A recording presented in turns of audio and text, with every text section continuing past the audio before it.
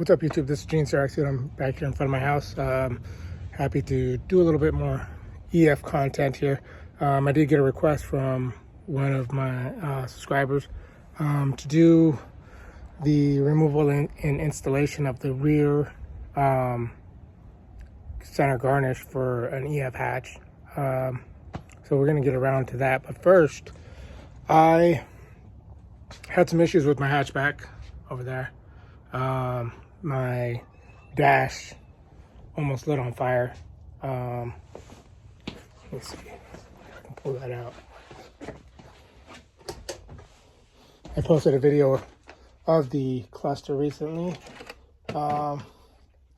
This one here, you can see right there in that area, kind of burnt up. Apparently that can be repaired. Yeah, add some solder over it. So we'll see if I need to. For the meantime, I just replaced it with another cluster that I had. So from what people told me is that to double check the radio harness, and then also to double check the battery grounds. But I do know this was the previous cable that I had on my hatch. You can see this was worn out there, so somebody just made this work. So I took that off and replaced it with another one that I had that was modified aftermarket, and that one's not too much better. Let me show you. It was working.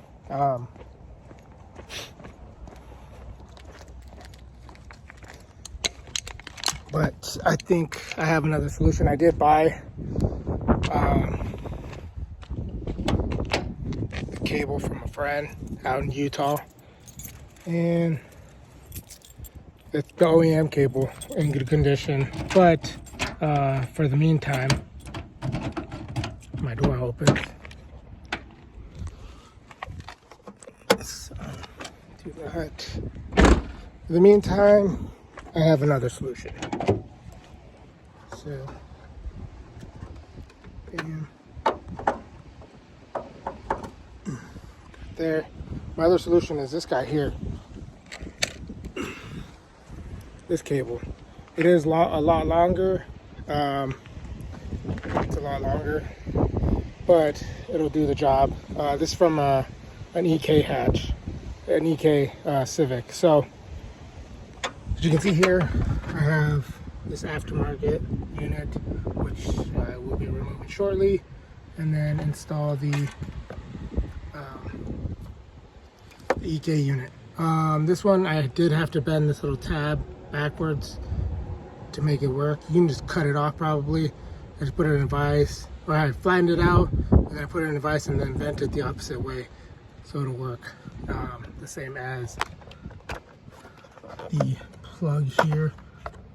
This is our guy right there. So go ahead and start taking that off.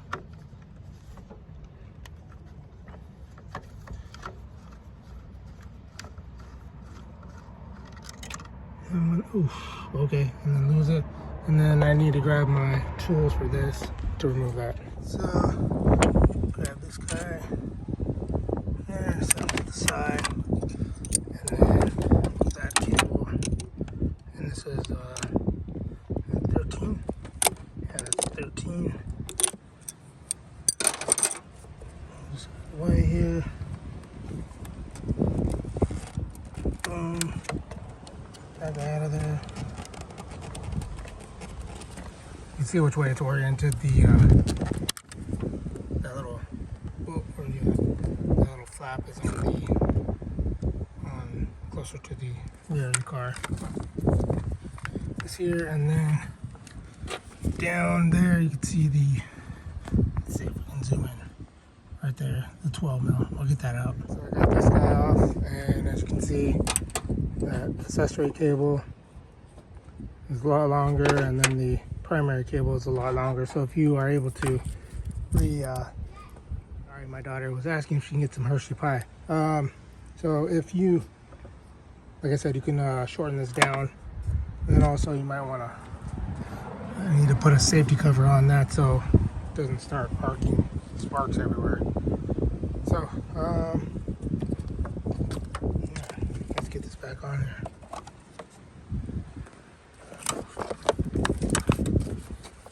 Boom, under there, back around. Come on.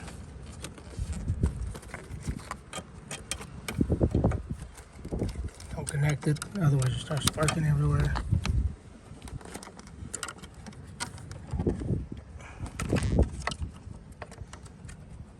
Alright. You might have to trim hitting all these buttons.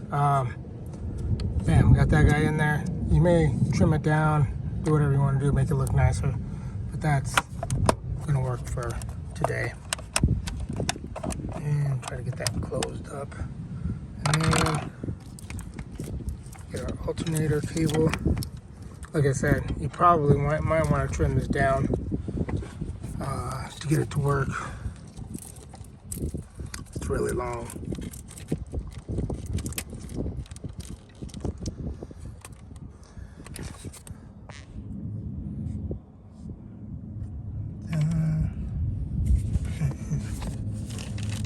Let's see, so we can get a view.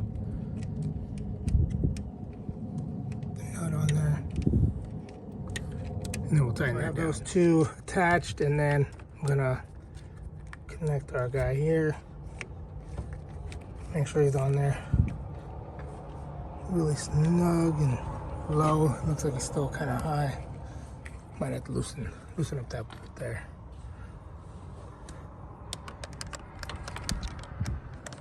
$10 mil on. The other way.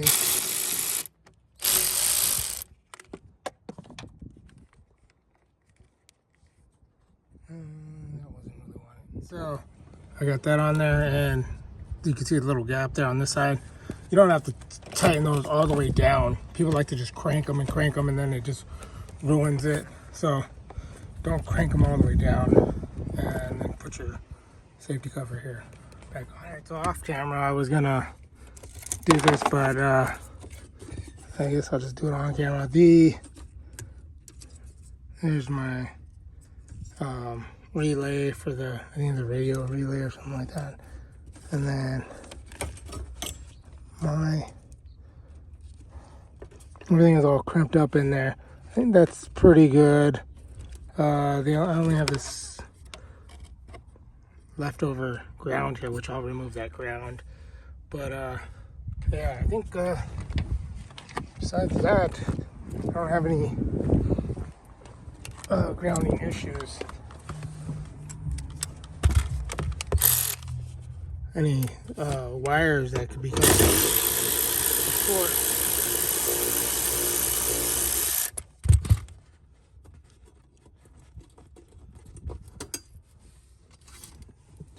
That I might pull the radio real quick and inspect behind there again, but I think that should be okay. So let's get to what this video is really about here. Is this center garnish? So not too much to it. You have 1, 2, 3, 4, 5, 6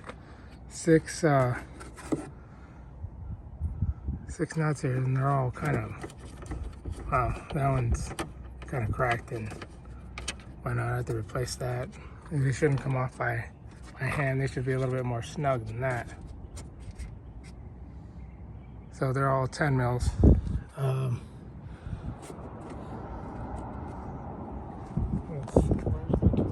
right, so excuse the wind.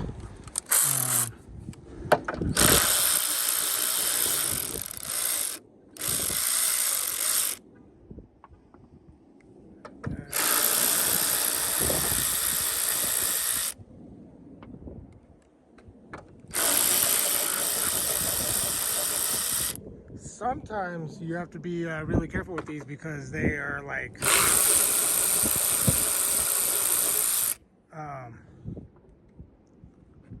corroded on there. They're rusted on, and then the nuts will just snap off with the studs. So you got 2, 4, 6 of them there, and then sides.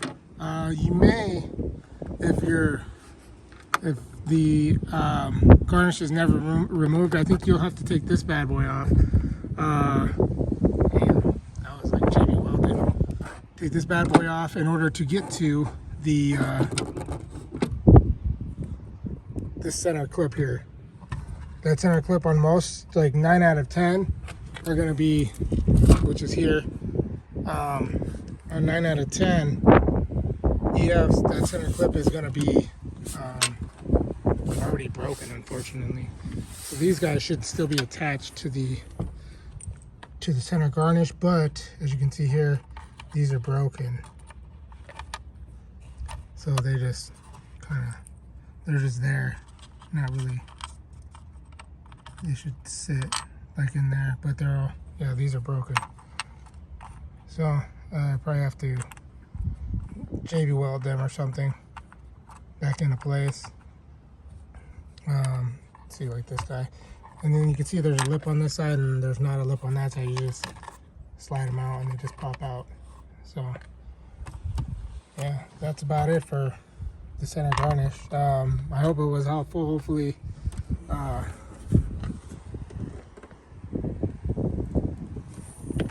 hopefully it was. Oh shucks, they left their dog. I'm just gonna roll without the garnish for now, but until I repair it. Yeah, that's about it. I hope the video was helpful to somebody.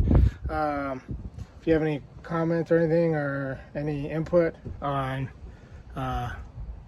anything, hit me up in the comment section. If it was helpful, don't forget to like and subscribe.